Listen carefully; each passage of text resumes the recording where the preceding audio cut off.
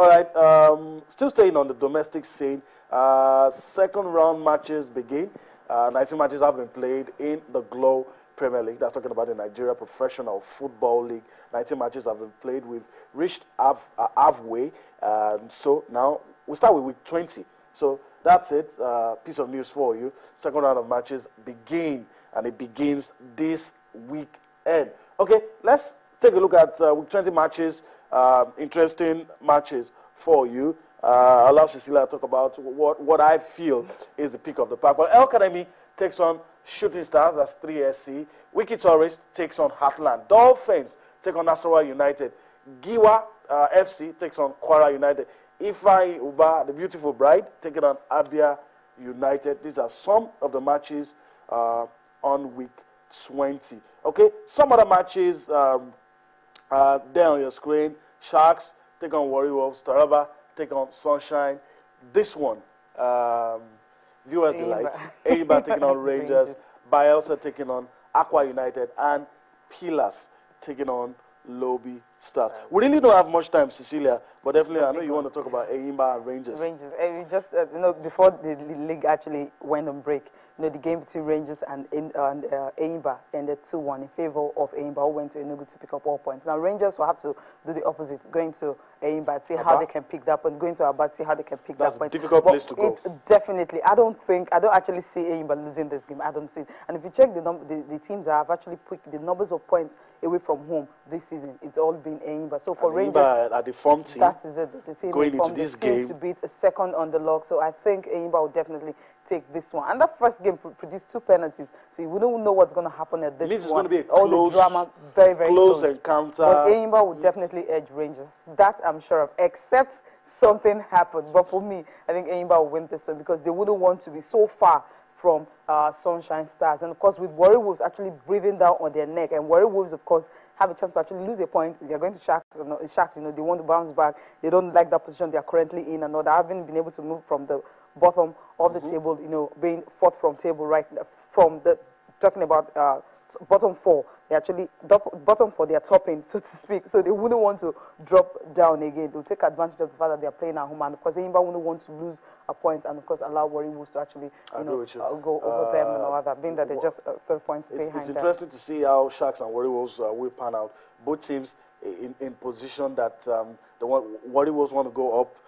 Sharks don't want to go down, and so both teams will be seeking for a victory in that encounter. So we'll see how all of that pans out. Let's travel abroad and talk about the most interesting topic in the world of football.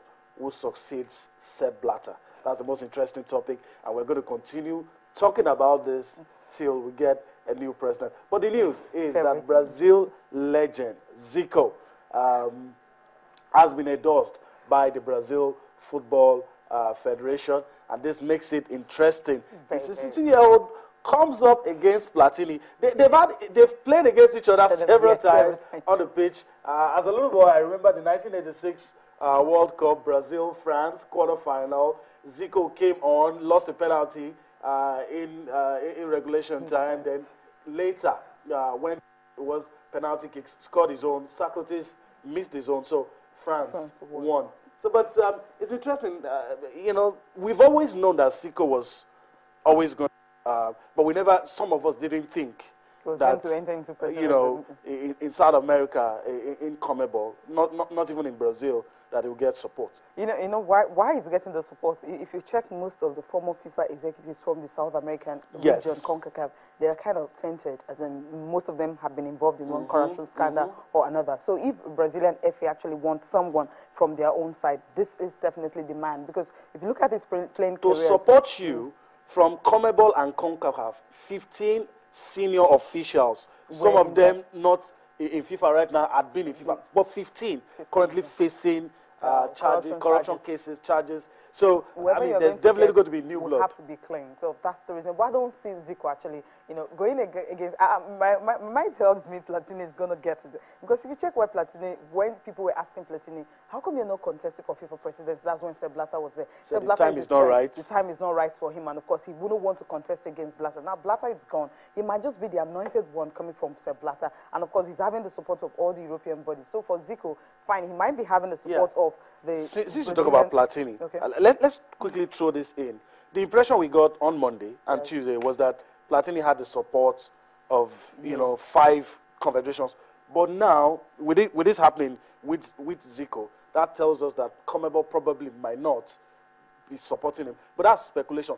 But from CONCACAF are saying, we have not said we are supporting Platini. That's 6 minus 1 already. Then, CONMEBOL, a bit shaky. CAF, we know where CAF stands. But CAF definitely have not told us they're supporting Platini. But whoever Sepp Blatter wants, he's definitely the person CAF is going to support. It's interesting to me because FIFA has 209 members.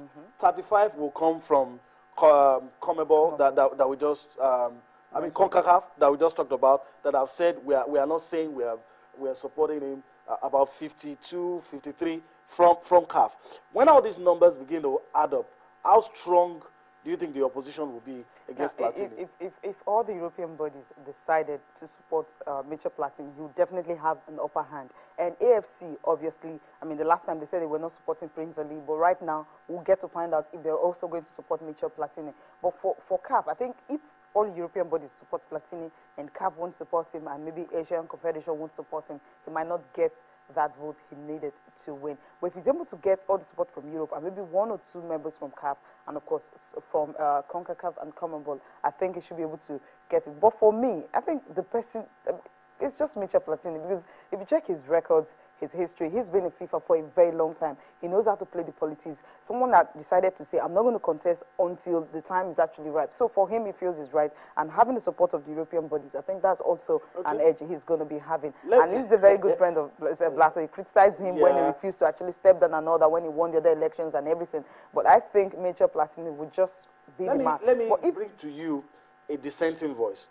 Because a lot of tones that do not favor Platini being sung somewhere. There's a Korean now. Who wants South Korean? Chung Moon-jun. Yes. So that also tells you that the Asian Federation might be split. And he said something that's very important. He said, look, Platini is not your man. I'm your man. I have credibility. I've not been tainted. This guy has been vice president of FIFA for 8 years. So if you want change, it mustn't be someone in the system. I don't know if you agree. But where is he coming from? He's also in the system. FIFA vice president is one of the vice presidents, although his name is really not that big. The good thing why he would say he's the right man for the job is simply because he's very worthy. I think Forbes actually rated him as 1.2 billion worth of he's influential. Money and all that. He's influential and all that. So he's got the money.